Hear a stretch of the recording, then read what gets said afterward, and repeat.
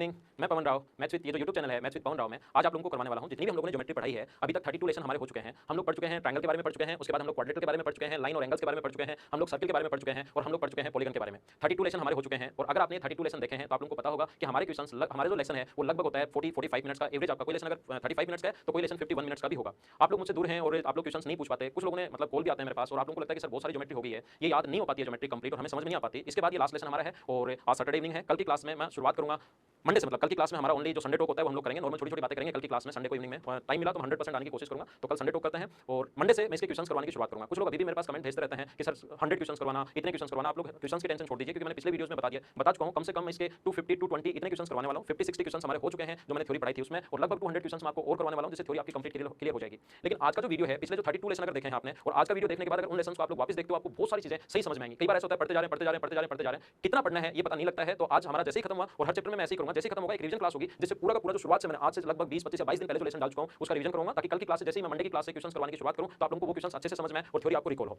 तो शुरू मैंने पढ़ाया क्या अभी आज की क्लास आप लोगों को देखनी है, जो भी अपनी क्लास हो 1 आवर की हो, 1.5 आवर की हो, 2 आवर्स की क्लास हो, जो भी अपनी क्लास हो आप लोग सैटरडे इवनिंग है तो आप लोग अपना मोबाइल लीजिए, ईयरफोन कान में डालिए और कंप्लीट आपको लेसन देखना है। इससे बहुत ज्यादा आपको फायदा मिलेगा और पूरी थ्योरी की पिक्चर आपकी क्लियर होगी। तो आइए शुरुआत करते हैं ज्योमेट्री के रिवीजन से और बहुत सारी चीजें आप लोगों को पता लगेंगी कि हमें क्या क्या पढ़ना होता है। तो हम लोग शुरुआत करते हैं, कंप्लीट चैप्टर हम लोग पढ़ेंगे ज्योमेट्री और इसके साथ आप लोग अपने चैनल के साथ लास्ट तक ये लेसन मैंने अभी तक नहीं कहा कि लास्ट तक देखो, लेकिन ये लेसन आपको 100% लास्ट तक देखना है। मैंने आपको क्या पढ़ाया, सबसे पहला जो टॉपिक मैंने आप लोगों को पढ़ाया था वो आप लोगों को पढ़ाया ट्रायंगल। उसके बाद 2 नंबर लेसन जो हमने ट्रायंगल के बाद 2 नंबर जो लेसन पढ़ा था वो हम लोगों ने मान लीजिए पढ़ा, जो भी चैप्टर वो एक बार मैं कंप्लीट लिख रहा हूं, सर्किल पढ़ा। उसके बाद मैंने आप लोगों को पढ़ाया लाइन और एंगल के बारे में। इसके बाद हम लोगों ने पढ़ने की शुरुआत की थी क्वाड्रेटर और उसके बाद हम लोगों ने 5वां जो टॉपिक पढ़ा था वो पढ़ा था, इसके पास ही मैं लिख देता हूं, 5 नंबर जो टॉपिक पढ़ा था वो हम लोगों ने पढ़ा था पॉलीगन। मैं आप लोगों को फिर बता रहा हूं लास्ट तक ये चैप्टर आप लोगों को देखना है, बहुत सारी चीजें आप लोगों को नहीं देखने को मिलेंगी। हिंदी मीडियम वाले स्टूडेंट्स को घबराना नहीं है, हम लोग सारी चीजें देखेंगे, हिंदी मीडियम और इंग्लिश मीडियम दोनों मीडियम में हम लोग लेकर चलेंगे। कई बार आप लोग कमेंट करते हो सर हिंदी में, कई बार आपको लगता है इंग्लिश में, आपको घबराने की बिल्कुल जरूरत नहीं है, दोनों लैंग्वेज में हम लोग लेकर चलेंगे। और आज की क्लास अभी तो हमारी शुरुआत है, लास्ट तक अगर आप लोग देखोगे तो पूरी पिक्चर जो थ्योरी है अपनी ज्योमेट्री की वो क्लियर होगी और मंडे से जैसे मैं क्वेश्चन करवाने की शुरुआत करूंगा आपको अच्छे से ढंग से समझ में आएगा। अब आपको करना क्या है, एक अपनी पूरी कंप्लीट थ्योरी की जो है वो एक रेक बनानी है। जैसे आप लोगों को ट्रायंगल में क्या क्या पढ़ना है, 5 टॉपिक पढ़ना है ज्योमेट्री में, और ज्योमेट्री में जो सबसे पहला टॉपिक है ट्रायंगल उसमें हमें क्या क्या पढ़ना है, उसके अपने पास 7 पॉइंट है, first, second, third, fourth, fifth. और ये अगर 7 पॉइंट आपके क्लियर हैं, ये 7 पॉइंट्स अगर आपके क्लियर हैं तो ऐसा कोई भी क्वेश्चन नहीं बचेगा, चाहे पिछले साल एसएससी में आया हुआ हो, चाहे आप लोगों के सामने नया क्वेश्चन हो, ऐसा कोई भी क्वेश्चन नहीं होगा जो आप लोग नहीं कर पाओ अगर आपने थोड़ी सी ठीक से पढ़ी है। और जितने भी क्वेश्चंस मैं करवाऊं उनको अगर ईमानदारी से करते हो तो हमें 4 तो सेंटर्स पढ़ने हैं। हम लोगों को जो ट्रायंगल में पढ़ना होता है वो 4 सेंटर्स हम लोगों को पढ़ना होता है। एक तो ऑर्थो सेंटर, एक इन सेंटर, एक हम लोग पढ़ते हैं सर्कम सेंटर, इसके बाद हम लोग पढ़ते हैं सेंट्रोइड, इसके बाद हम लोग पढ़ते हैं सिमिलरिटी, फिर कॉन्ग्रुएंसी और फिर पढ़ते हैं हम लोग सीक्वेंस। ये अगर 7 पॉइंट आपने ट्रायंगल में अच्छे से पढ़े हैं और यहीं से मैं शुरुआत करता हूं, ट्रायंगल से आप लोगों को समझाने की शुरुआत करता हूं। ट्रायंगल के पॉइंट वाइज कौन कौन से पॉइंट में आपको क्या क्या याद रखना है वो भी मैं आप लोगों को समझाते चलूंगा। और ट्रायंगल में आपको सबसे पहले एक पॉइंट पता होना चाहिए कि हमें ट्रायंगल में ये 7 पॉइंट पढ़ने हैं। 7 पॉइंट में क्या क्या पढ़ना है, पहले पॉइंट से मैं शुरुआत करता हूं, टिक करते चलता हूं और वो पॉइंट आप लोगों को समझाते चलता हूं और आप लोग देखना कि आपको समझ में आया। तो पहले वाले वीडियोस देखो, आज सिर्फ इसका ब्रीफ इंट्रोडक्शन है लास्ट में, ताकि कल से जैसे मैं क्वेश्चन करवाने की शुरुआत करूं आप लोग अच्छे से समझ पाओ। आज की क्लास में सिर्फ और सिर्फ ये जो पहले आपने वीडियोस पढ़े हैं और इनका बेसिक अगर आपको जो भी स्टूडेंट अगर फर्स्ट टाइम ये वीडियो देख रहे हैं तो फिर आप लोग पहले जो बेसिक जो चीजें हैं इस वीडियो देखने के बाद अगर आपको कंप्लीट अच्छे से क्यों होता है सारी चीजें अगर देखनी है तो मेरे पहले वाले वीडियोस आप लोग देखिए। देखो ये सारे पॉइंट्स का डिस्कशन मैं करूंगा तो आप लोग लेकिन ये वीडियो देखना 100% आप लोगों को बहुत सारी चीजों में फायदा मिलेगा। तो देखिए क्या क्या याद रखना है आप लोगों को, हमें क्या क्या याद रखना है। सबसे पहला पॉइंट मैं आपके लिए शुरुआत करता हूं, जैसे ये 7 पॉइंट मैं आप लोगों को पढ़ाने वाला हूं। सबसे पहले मैं शुरुआत करता हूं, मान लो इन सेंटर, टिक करता जाता हूं, पढ़ाते चलता हूं। इन सेंटर में आप लोगों को क्या क्या पढ़ना है वो चीज मैं बताता हूं। देखिए ये यहां से एक ट्रायंगल है ए बी और सी, इस एंगल का बाइसेक्टर, इस एंगल का बाइसेक्टर और इस एंगल का बाइसेक्टर जहां मिलते हैं उसको बोलते हैं इन सेंटर या अंतःकेंद्र। एंगल बाइसेक्टर ये चीजें जो याद रखनी, इसको इन सेंटर या एंगल बाइसेक्टर जो अंतःकेंद्र बोलते हैं। हिंदी मीडियम वाले स्टूडेंट्स को भी मैं साथ साथ बताते चलता हूं। इन सेंटर यानी कि अंतःकेंद्र हम लोग पढ़ रहे हैं इस टाइम इन सेंटर या अंतःकेंद्र के बारे में। एक ट्रायंगल के तीनों एंगल बाइसेक्टर जिस पॉइंट पर इंटरसेक्ट करते हैं उसको इन सेंटर बोलते हैं। और इन सेंटर जो होता है वो सामने वाली साइड को उसी रेशियो में डिवाइड करता है। ये वाली साइड अगर सी है, ये वाली साइड अगर बी है तो सामने वाली साइड को उसी रेशियो में डिवाइड करता है जिस रेशियो में एंगल बनाने वाली साइड से, ratio C to B. Next point जो आप लोगों को याद रखना है, जो इन सेंटर होता है, एक ट्रायंगल है ए बी सी, ये एंगल बाइसेक्टर है। ये साइड ए मान लो, ये साइड अपने पास सी और ये साइड बी, इसके सामने ए, इसके सामने बी और इसके सामने सी, और ये अपने पास इसका इन सेंटर अगर है तो ये अगर पॉइंट डी माने तो ए आई और आई डी का जो पॉइंट रेशियो होगा वो होगा B plus C is to A. क्या याद है क्या? हाँ ना आप लोगों को बोलना है कि हाँ सर हमें याद है। याद नहीं है तो मेरे पिछले वीडियोस वापस देखिए, क्यों आया कैसे आया, मैंने वहां पर कंप्लीट आपको समझाया, मैंने प्रूव करने की भी कोशिश की, हर चीज मैंने प्रूव करके बताई है। ऐसा कोई भी पॉइंट नहीं हो सकता जो मैंने नहीं बताया प्रूव करके। अगला पॉइंट आप लोगों को ध्यान रखना है कि इसमें इस प्रकार से जो पॉइंट आप लोगों को याद रखने वो मैं बताते चलता हूं। एक ट्रायंगल ए बी सी में इन सेंटर जैसे ये है, एंगल बाइसेक्टर जहां मिलते हैं उसको अंतःकेंद्र बोलते हैं। और ये वाला जो एंगल होता है अंतःकेंद्र ये है तो ये वाला एंगल होता है 90 डिग्री प्लस हाफ ऑफ ए। ये वाला जो एंगल होगा वो 90 डिग्री प्लस हाफ ऑफ ए होगा। ऐसा आप लोगों को पता होगा कि इन सेंटर को सेंटर मानकर एक हम लोग सर्किल ड्रॉ कर सकते हैं, एक वृत्त हम लोग खींच सकते हैं और उसकी रेडियस का जो फॉर्मूला होता है, इसकी रेडियस होती है क्षेत्रफल अपॉन एस। अंदर की तरफ हम लोग वृत्त खींच सकते हैं और उस वृत्त का जो रेडियस का जो फॉर्मूला होता है वो होता है क्षेत्रफल अपॉन एस। ऐसा मैं समझा चुका हूं, क्यों आया ये पॉइंट भी मैंने बताया था। आगे मैं आप लोगों को समझा चुका हूं कि अगर कभी भी अपने पास इस प्रकार से आगे बढ़ाने पर ये एक्सटीरियर एंगल बाइसेक्टर है, ये एक्सटीरियर एंगल बाइसेक्टर है, जिस पॉइंट पर मिलते हैं उसको बोलते हैं अक्स सेंटर, बहिर्केंद्र। और मैंने बताया कि बहिर केंद्र जो होता है अक्ष सेंटर पर बना जो एंगल होगा, ये वाला जो एंगल होता है वो होता है 90 डिग्री माइनस हाफ ऑफ ए, और इसके बाहर की तरफ एक सर्किल खींच सकते हैं, और ये जो सर्किल खींच सकते हैं इसकी रेडियस का फॉर्मूला होता है क्षेत्रफल अपॉन s माइनस ए।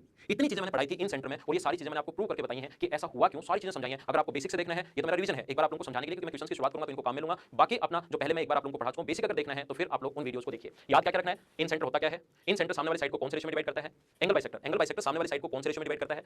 यहां पर आगे याद रखना है कि इन सेंटर जो होता है वो एंगल बाइसेक्टर को कौन से रेशियो में डिवाइड करता है, अंतर्वृत्त की त्रिज्या का फॉर्मूला क्या होता है, इन सेंटर पर बना एंगल क्या होता है, एक्सटीरियर एंगल बाइसेक्टर जहां पर करें वहां पर 90 डिग्री माइनस हाफ ऑफ ए, आपको पता होगा इसको अक्ष सेंटर बोलते हैं, और इसकी वृत्त की त्रिज्या का फॉर्मूला क्षेत्रफल अपॉन s माइनस ए। अगर आपको कंप्लीट देखना है, अच्छे से देखना है, सारी चीजें क्यों अगर समझना है तो आप लोग बेसिक पर पहुंचिए। बाकी मैंने इन सेंटर पर ये पढ़ाया है, ये आपको चीजें याद होनी चाहिए। और क्वेश्चन से पहले ये वीडियो आपको कंप्लीट देखना है, मैं रिवीजन करवा रहा हूं, रिवाइज करवा रहा हूं कंप्लीट चीजों का। पहला पॉइंट, और ऐसे में 7 पॉइंट फटाफट डिस्कस करता हूं कि कौन कौन सी चीजें आप लोगों को याद रखनी है। मैं 32 लेसन डाल चुका हूं आप लोगों के लिए, जिसमें आप लोगों को कंप्लीट समझ में आएगा, कंप्लीट अच्छे से समझाया है। लेकिन आप लोग जो 1 महीने पहले वीडियो देख चुके हो सकता है आपको थोड़ा कम याद हो। आज मैं एक बार रिवाइज करवा देता हूं, मंडे से मैं क्वेश्चन की शुरुआत करूंगा, और कल अगर टाइम मिला कल शाम को तो मैं स्टूडियो में आता हूं और हम लोग छोटी-छोटी संडे टॉक करते हैं, वो हम लोग करेंगे कल शाम को। देखिए दूसरा मैं आप लोगों को समझाता हूं, सेंट्रोइड के बारे में समझाता हूं। चलो सेंट्रोइड होता क्या है, सबसे पहले मीडियन, एक ट्रायंगल ए बी सी है, इस वर्टेक्स से सामने वाली साइड के मिड पॉइंट को मिलाने वाली लाइन मीडियन या माध्यिका, इंग्लिश और हिंदी में मैंने कहा है, दोनों में लेकर चलूंगा मैं। अब हम लोग पढ़ रहे हैं सेंट्रोइड या केंद्रक के बारे में। आपको याद होगा मैं बता चुका हूं, माध्यिका त्रिभुज के क्षेत्रफल को समविभाजित करती है। एक ट्रायंगल की तीनों मीडियन जिस पॉइंट पर इंटरसेक्ट करती हैं, एक त्रिभुज की तीनों माध्यिकाएं जिस बिंदु पर प्रतिच्छेद करती हैं, उसको हम लोग बोलते हैं ग्रेविटी सेंटर या गुरुत्व केंद्र। और गुरुत्व केंद्र जो होता है, ग्रेविटी सेंटर जो होता है, गुरुत्व केंद्र जो होता है, इसी का नाम सेंट्रोइड या केंद्रक भी इसी का नाम है। वो त्रिभुज के क्षेत्रफल को, ट्रायंगल के एरिया को 6 इक्वल पार्ट्स में डिवाइड करता है। ये आप लोगों को याद होगा, मैंने आप लोगों के लिए इसके लिए अपोलोनियम थ्योरम बताई थी। मीडियन अगर दी है तो अपोलोनियम थ्योरम मैंने कहा था AB square plus AD square, AB square plus AC square बराबर twice of AD square plus BC square. ऐसा मैं आप लोगों को समझा चुका हूं मीडियन के लिए। आप लोगों को याद होगा मैंने ये भी आप लोगों को समझाया था, एक ट्रायंगल की दोनों मीडियन, एक त्रिभुज की दो माध्यिकाएं अगर एक दूसरे को 90 डिग्री पर काटे, ये कुछ कंडीशंस बताई थी अगर आपको याद हो तो, एक त्रिभुज की दो माध्यिकाएं अगर एक दूसरे को 90 डिग्री पर काटे, तो मैंने कहा था आप लोगों के लिए, लिखवाया था मैंने आप लोगों के लिए कि AB square plus AC square बराबर होता है 5BC स्क्वायर। हाँ ना बताओ याद है क्या, मीडियन में सेंट्रोइड में क्या क्या याद रखना है। नंबर वाइज में लेसन डाल चुका हूं, क्यों होता है हर चीज का प्रूफ मैंने बताया, लेकिन ये लेसन ट्यूशन करने से पहले जरूर देखना आप लोग कंप्लीट लेसन। मैंने ये भी कहा कि राइट एंगल ट्रायंगल के अगर दो मीडियन दी हुई है ABC, एक दी हुई है AM और एक दी हुई है CN, ये तो दो माध्यिकाएं अगर एक दूसरे को 90 डिग्री पर काटे, और ये अगर एक राइट एंगल ट्रायंगल की दो मीडियन दी हुई है, तो मैंने आपको बताया कि AM square plus CN square बराबर 5/4 AC स्क्वायर। ऐसा आप लोगों को लिखवाया था अगर आपको याद हो तो। एक पॉइंट मैंने ये बताया था कि ट्रायंगल की जो साइड्स होती हैं, sides AB square plus BC square plus CA square, इसका 3 गुना बराबर होता है माध्यिकाओं के स्क्वायर के 4 गुना के, AD square plus BE square plus CF square के 4 गुना के बराबर होता है। ऐसा मैंने आप लोगों के लिए लिखवाया था अगर आप लोगों को याद हो तो। एक पॉइंट और जो मैंने आप लोगों के लिए लिखवाया था, मैंने कहा था कि ट्रायंगल की तीनों AD plus BE, AB plus side, sorry पहले साइड लिखते हैं, AB plus BC plus CA छोटा होगा 4 गुना AD plus BE plus CF से। ऐसा मैंने आप लोगों को बताया है कि भुजाओं के सम का 3 गुना और ये इसके सम के 4 गुना से छोटा होता है। और ये भी बताया कि ट्रायंगल के तीनों मीडियंस का सम AD plus BE plus CF छोटा होता है किससे, इसके पेरीमीटर से AB plus BC plus CA से। एक पॉइंट मैंने ये भी लिखा था। तो ये जो चीजें हैं आप लोगों को याद रखनी है मीडियन में। हर चीज का मैंने क्यों बताया, और क्योंकि बीच से भी क्वेश्चन पूछता है आजकल एसएससी, ये कैसे आया, इसके क्यों पर, और ये कैसे आया, ये कैसे आया, इनके क्यों पर भी क्वेश्चन पूछता है। इसलिए वो पॉइंट्स जो अगर आपको क्यों देखना है, प्रूव अगर कोई चीज देखनी है, 32 लेसन में पहले ही डाल चुका हूं आप लोगों के लिए, तो वो आप लोग देखना। बाकी मैंने आप लोगों को समझा दिया मीडियन में याद रखने की मीडियन होती क्या है, क्षेत्रफल को 2 बराबर बराबर भागों में बांटती है। गुरुत्व के अंदर क्या होता है, त्रिभुज के क्षेत्रफल को 6 बराबर बराबर भागों में क्यों बांटता है। कंडीशन याद रखना, अगर एक ट्रायंगल की दो मीडियन एक दूसरे को 90 डिग्री पर काटे तो AB square plus AC square बराबर 5BC, और ये सारा समझाया मैंने, आया कैसे वो सब बताया। दूसरा, दो एक राइट एंगल ट्रायंगल की दो मीडियन अगर दी हुई हो तो फिर ये रिलेशन होता है। ये अपने पास ये कैसे है, ये सारे पॉइंट्स मैंने आपको समझाए हैं। ये अपोलोनियम थ्योरम, 3 अपोलोनियम थ्योरम लिखवाई थी, उन सभी को ऐड करते तो फिर ये रिजल्ट आता है, और फिर ये दो रिजल्ट आप लोगों को याद रखना है, और इन सभी पर बेस्ड एसएससी क्वेश्चंस पूछता है। ये दूसरा पॉइंट मैंने आपको बता दिया है कि आप लोगों को ये याद रखना है, किसमें, मीडियन, सेंट्रोइड या केंद्रक में। नेक्स्ट पॉइंट मैं आपको समझाता हूं, ऑर्थो सेंटर या लंब केंद्र। ऑर्थो सेंटर या लंब केंद्र, थर्ड पॉइंट समझाता हूं, और ऐसे ही मैं आपको कंप्लीट ज्योमेट्री आज की क्लास में समझा दूंगा, जिससे आपको थोड़ा सा जल्दी और पूरा एकदम रिवीजन हो जाएगा, और परसों की क्लास में जैसे क्वेश्चंस की शुरुआत करूंगा आपको अच्छे से और बहुत अच्छे से समझ में आएगा। और मैं आप लोगों को कहूंगा अगर कोई भी स्टूडेंट ये फर्स्ट लेसन मेरा अगर देख रहा है, पहली बार अगर इस YouTube चैनल पर आया है, तो प्लीज आप लोग पहले 32 लेसन देखिए, उसके बाद आपको सही से समझ में आएगा। नहीं तो आप लोगों को लगेगा कि इतना फास्ट क्या बता रहे हैं, क्या चल रहा है, आप लोगों के समझ में नहीं आएगा। पहले 32 लेसन देखिए। हम लोग बात करते हैं ऑर्थो सेंटर की, थर्ड पॉइंट। ऑर्थो सेंटर में आप लोग ध्यान रखना, सबसे पहले किसी भी वर्टेक्स से सामने वाली साइड पर 90 डिग्री का कोण बनाने वाली लाइन एल्टीट्यूड। एक ट्रायंगल के तीनों एल्टीट्यूड जिस पॉइंट पर इंटरसेक्ट करते हैं उसको बोलते हैं हम लोग ऑर्थो सेंटर या लंब केंद्र। ऑर्थो सेंटर या लंब केंद्र पर बना एंगल होता है 180 डिग्री माइनस ए।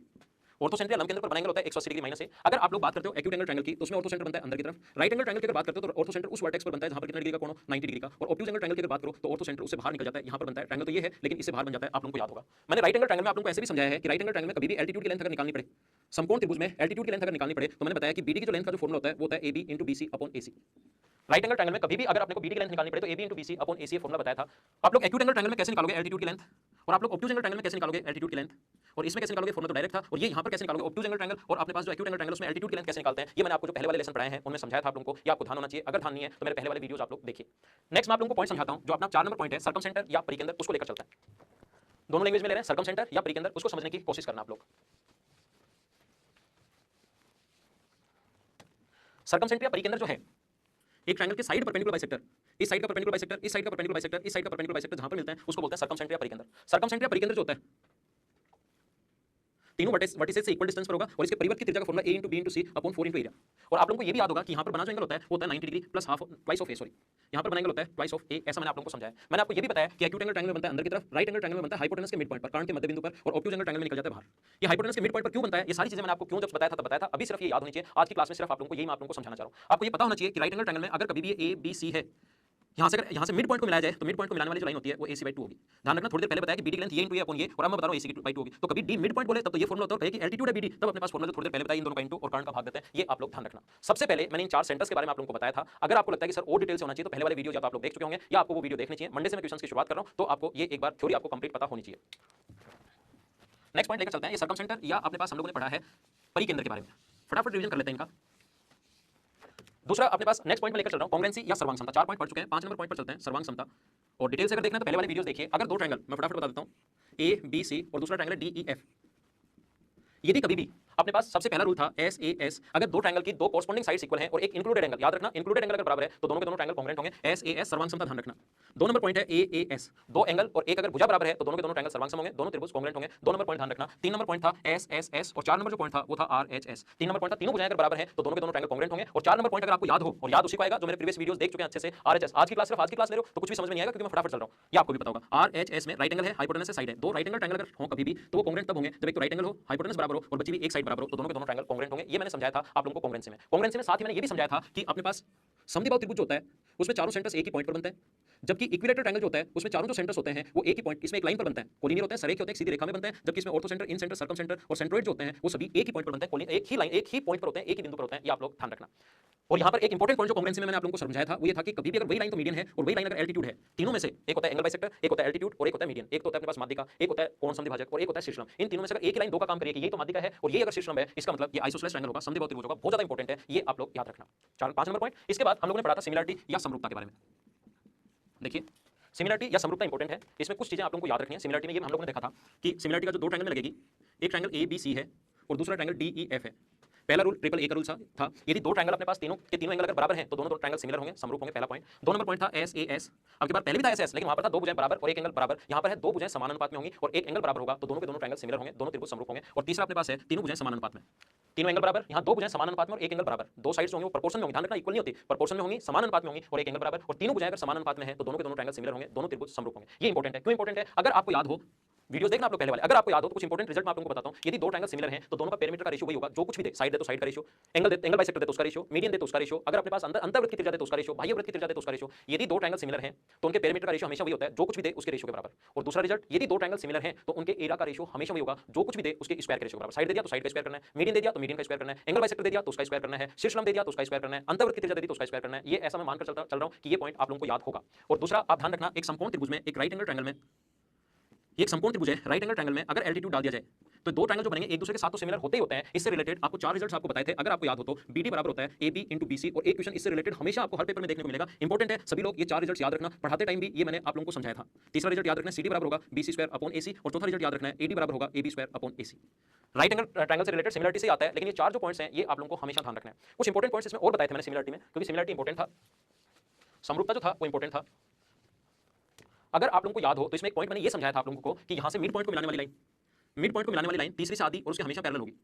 ये आप लोग भी याद रखना, मिड पॉइंट को मिलाने वाली लाइन तीसरी से आधी और उसके पैरेलल होती है। और जैसे ही कभी अगर मिड पॉइंट को नहीं मिलाएं, मान लो उसके पैरेलल लाइन खींच दी जाए, DE अगर पैरेलल लाइन खींच दी जाए तो आप लोग लिख सकते हैं AD अपॉन AB बराबर AE अपॉन AC बराबर D अपॉन BC, या तो ये लिख सकते हैं या हम लोग ये भी लिख सकते हैं, दो ही लिखने अगर पड़े तो AD अपॉन DB बराबर AE अपॉन EC भी लिख सकते हो। कैसे लिख सकते हो? इसके बराबर में D अपॉन BC क्यों नहीं लिख सकते? ये सारी जो चीजें, ये कैसे आया, ये कैसे आया, ये सारी चीजें मैंने जब आपको कंप्लीट थोड़ी 32 लेसन मैंने डाले हैं, 32 लेसन डाले हैं, आज अपना 33 लेसन है जिसमें मैं रिवीजन करवा रहा हूं। आप लोग ध्यान रखना, वो कंप्लीट देखोगे तो सारी चीजें समझ में आ जाएंगी। मैंने ये भी बताया इसमें, देखो जो भी चीजें इंपॉर्टेंट होंगी मैं एक बार रिवाइज करवा देता हूं। इसके टॉप से इसका फुट पॉइंट मिला दिया जाए और इसके टॉप से इसका फुट पॉइंट मिला दिया जाए, तो दोनों जहां मिलेंगे उसकी हाइट अगर कभी पूछे तो h बराबर होता है a into B upon a plus B. ये सारी चीजें मैंने आप लोगों को पढ़ाई हैं। मैंने ये भी आप लोगों को बताया है कि ट्रायंगल ABC में ये इसका एंगल बाइसेक्टर है, ये इसका एंगल बाइसेक्टर है, एक तो अंतःकोण का समद्विभाजक और एक बाह्य कोण समद्विभाजक, जहां पर मिलते हैं वहां पर बना एंगल तीसरे एंगल से आधा होता है। ABC एक तो इसका कोण का समद्विभाजक, एक इस कोण का समद्विभाजक, जहां पर मिलेंगे वहां पर बना एंगल इस एंगल A का आधा होता है। और एक पॉइंट मैंने ये भी आप लोगों को समझाया था कि यहां पर एक ट्रायंगल ABC है, ये एल्टीट्यूड है और ये एंगल बाइसेक्टर है।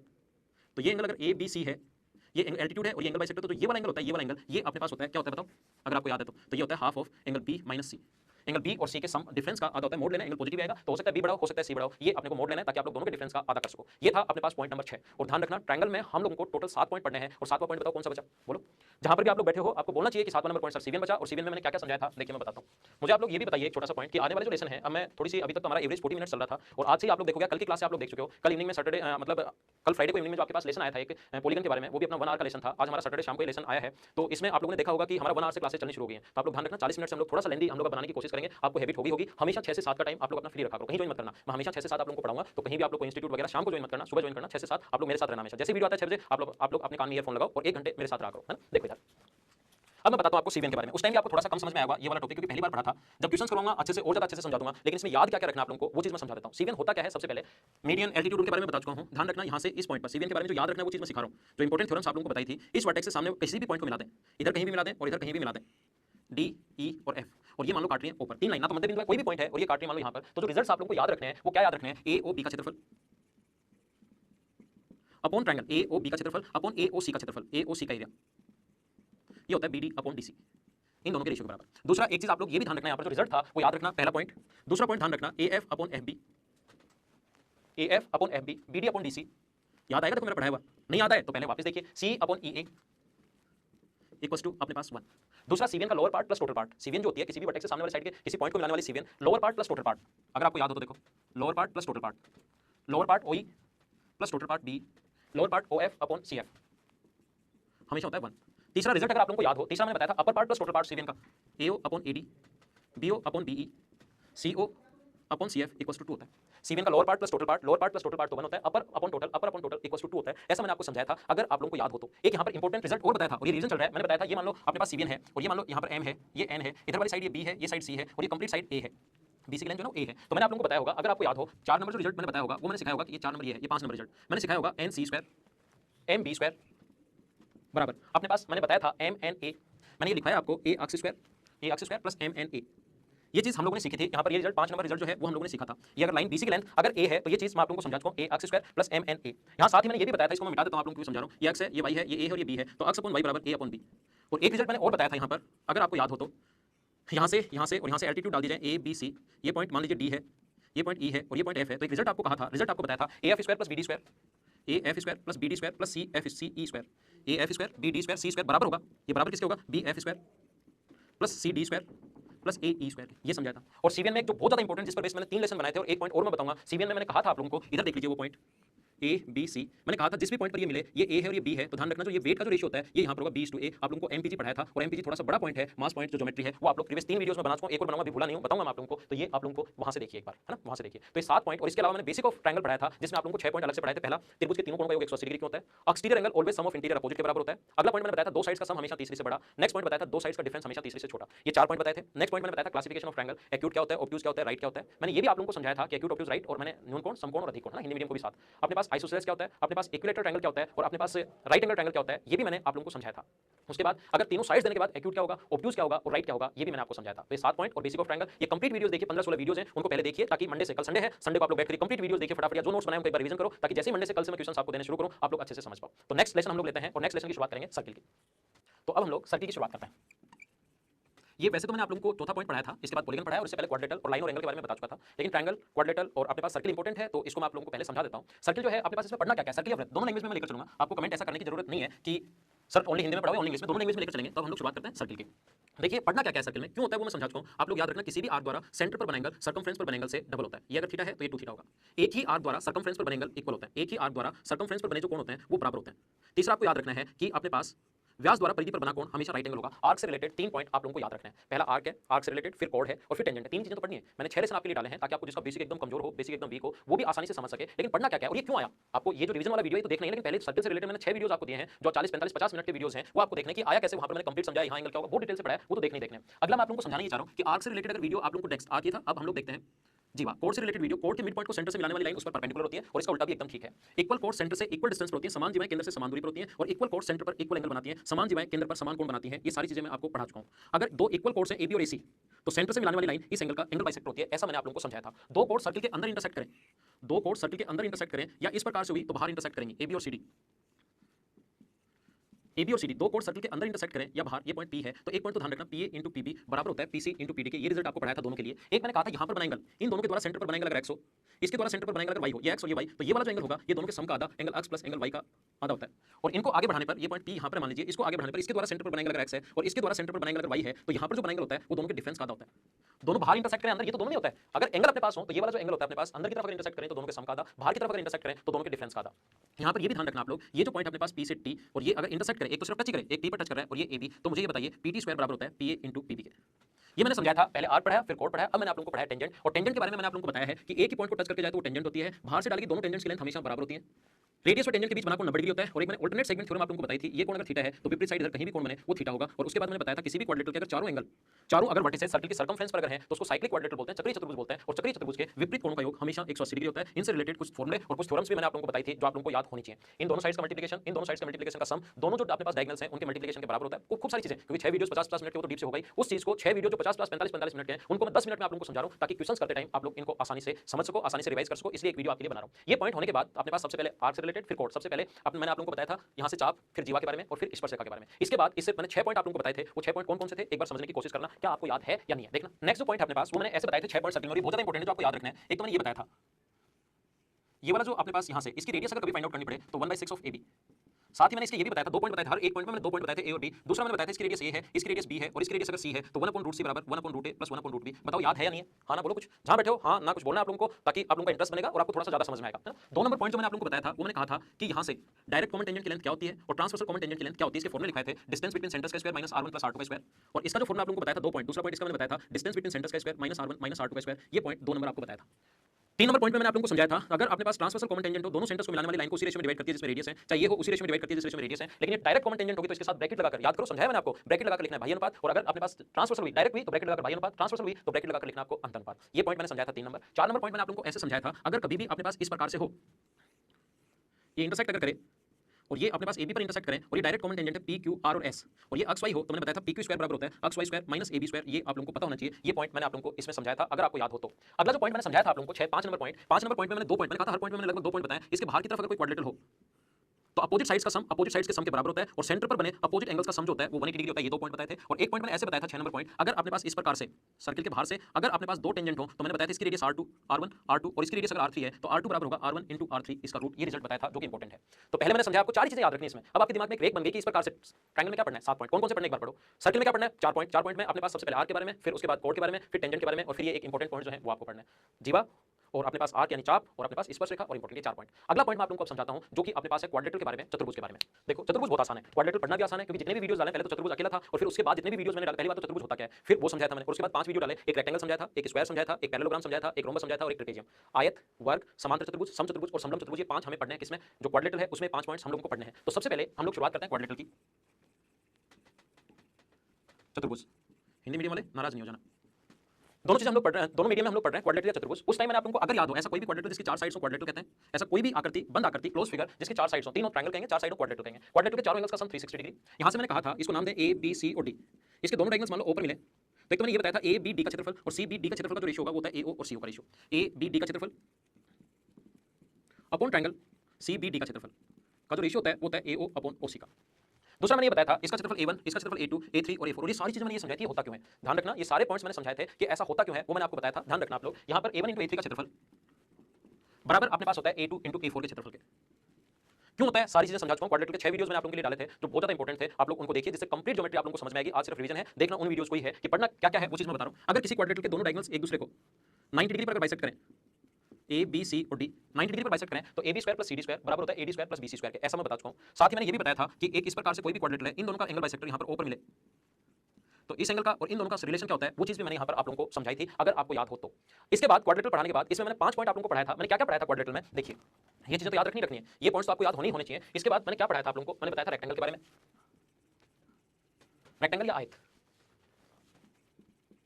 फिर मैंने आप लोगों को बताया था स्क्वायर के बारे में यानी वर्ग। फिर अपने पास मैंने आपको बताया था पैरेललोग्राम, समांतर चतुर्भुज। फिर मैंने आप लोगों को समझाया था ट्रिपेजियम, पहले रोम्बस के बारे में, समचतुर्भुज और उसके बाद मैंने आपको बताया था ट्रिपेजियम के बारे में, समलंब चतुर्भुज। तो ये अपने पास 5 वीडियोस मैंने आप लोगों के लिए बनाए थे। इनकी डायगोनल्स की प्रॉपर्टी क्या होती है, इनका क्षेत्रफल डायगोनल कैसे कैसे बांटता है, इसके और अपने पास ऐसे मिड पॉइंट को मिलाने से क्या बनता है, और काफी सारी प्रॉपर्टीज इनके 10 11 प्रत्येक के 10 या 11 पॉइंट मैंने समझाए हैं। उनको आप लोग वापस जो पहले वाली वीडियोस उनको देखिए, 10 या 11 पॉइंट प्रत्येक का, क्योंकि पूरा पॉइंट इंपॉर्टेंट है और 10 और 11 पॉइंट प्रत्येक में रिवाइज नहीं करवा सकता, क्योंकि नहीं तो फिर से वही चैप्टर कंप्लीट हो जाएगा। 10 11 प्रत्येक के पॉइंट है, आप लोगों को पढ़ना है। उसके बाद मैंने आप लोगों को कल की क्लास में, अगर आपने कल वाला वीडियो मेरा देखा फ्राइडे वाला, उसमें मैंने पॉलीगन के बारे में पढ़ाया, तो पॉलीगन ज्यादा पुराना है नहीं, आप लोगों को वैसे याद होगा। मैंने ये भी बताया कि हेक्सागन के डायगोनल कैसे निकालते हैं, ऑक्टागन के डायगोनल कैसे निकालते हैं, नंबर ऑफ डायगोनल्स क्या होते हैं, अंतर्वृत्त और त्रिवृत्त में आपको मेंशुरेशन में पढ़ाऊंगा। मैंने ये भी आप लोगों को बताया कि sum of interior angle, regular polygon बताया है, सम ऑफ एक्सटीरियर एंगल क्या होता है, ये सारी चीजें मैंने पॉलीगन में बताया। और लाइन और एंगल जो था वो तो आपने खुद को ही पता है, बहुत आसान सा पॉइंट होता है, तो वो तो आप लोगों को पता होगा। तो इस प्रकार से मैंने कंप्लीट आज की क्लास में आप लोगों के लिए ये शुरुआत की है एक रिवीजन करवाने की, ताकि मंडे से जैसे मैं क्वेश्चन करूँ आप लोगों को अच्छे से समझ में आए। आज सैटरडे इवनिंग है, कल अगर मुझे टाइम मिलता है तो मैं आपके लिए आऊंगा, हम लोग संडे टॉक करेंगे, जिसमें छोटी छोटी बातें हम लोग करते हैं, जिससे आप लोगों का पढ़ाई में मन लगा रहे। आप लोगों से एक पॉइंट मैं ये पूछना चाह रहा हूं कि आप लोग मुझे बताइए कि अब अगर वीडियोस की लेंथ, देखो शुरुआत में थोड़ी सी स्टूडेंट्स को हैबिट नहीं होती, अब आप लोग मुझे पहचान गए हो, डेली मेरे वीडियोस देख रहे हो, आप लोगों को इंटरेस्ट भी आता होगा, नीचे हाँ ना लिखना है, नहीं आता तो ना लिख देना, आता है तो हाँ लिख देना। साथ ही मुझे एक कमेंट ये करना, आप लोगों को एक कमेंट करना कि क्या मैं ये जो है वीडियोस की लेंथ थोड़ी सी बढ़ाकर क्या हम लोग 1 घंटे 5 मिनट कर सकते हैं या नहीं कर सकते, ये कमेंट में मुझे जरूर लिखना। और ये कंप्लीट मैंने कॉम्पैक्ट सा बनाया आप लोगों के लिए, ताकि आपको थोड़ा सा थ्योरी अच्छे से समझ में आए, तो इसके लिए मैंने वीडियो आपके लिए बनाया था। तो आप लोग इसको शेयर करते रहो, सब्सक्राइब करते रहो अगर सही लगा तो। मंडे से हम लोग क्वेश्चन की शुरुआत करेंगे। क्वेश्चन की शुरुआत में बता चुका हूं, क्वेश्चन हम लोग कैसे करेंगे, पहले हम लोग अच्छे क्वेश्चन, आसान क्वेश्चन, फिर टफ क्वेश्चन और फिर एसएससी में आए क्वेश्चन, जिससे वो तीनों पोर्शन आपके क्लियर होंगे। एसएससी अगर आसान क्वेश्चन पूछे तो फर्स्ट लेसन, टफ क्वेश्चन पूछे बाहर से आ जाए तो दूसरा, और प्रीवियस ईयर्स के पूछे तो तीसरा, ऐसे 3 लेसन पहले, फिर तीनों वापस रिवाइज, फिर तीनों वापस रिवाइज, फिर तीनों वापस रिवाइज, 200 सवा 200 क्वेश्चन आपको इस चैनल पर करवाने वाला हूं। आपको घबराने की बिल्कुल जरूरत नहीं है। तो मुझे कमेंट करना कि वीडियो 1 घंटे का हम लोग बना सकते हैं, 40 45 मिनट का रखें तो ये कमेंट करना, और 6 से 7 का जो टाइम है मेरे लिए फ्री रखा करो। आप लोग मांगूंगा हमेशा 6 से 7 आपके पास फ्री रखा करो। तो बाकी चीजें हम लोग अपनी अगली क्लास में मंडे को देखेंगे, क्वेश्चन की शुरुआत करेंगे, और इसका जो लिंक डिस्क्रिप्शन में दिया हुआ है, और क्वेश्चन कहां से मिलेंगे तो टेलीग्राम का लिंक जो है वो नीचे डिस्क्रिप्शन में दिया हुआ है, उसको आप लोग ज्वाइन कर लीजिए, उसमें मैं क्वेश्चन डालने शुरू कर दूंगा मंडे से। तो कमेंट कीजिए, और आज की क्लास में सिर्फ इतना ही। Thank you, bye bye, take care, see you in the next lecture. Hey guys, this is Sovel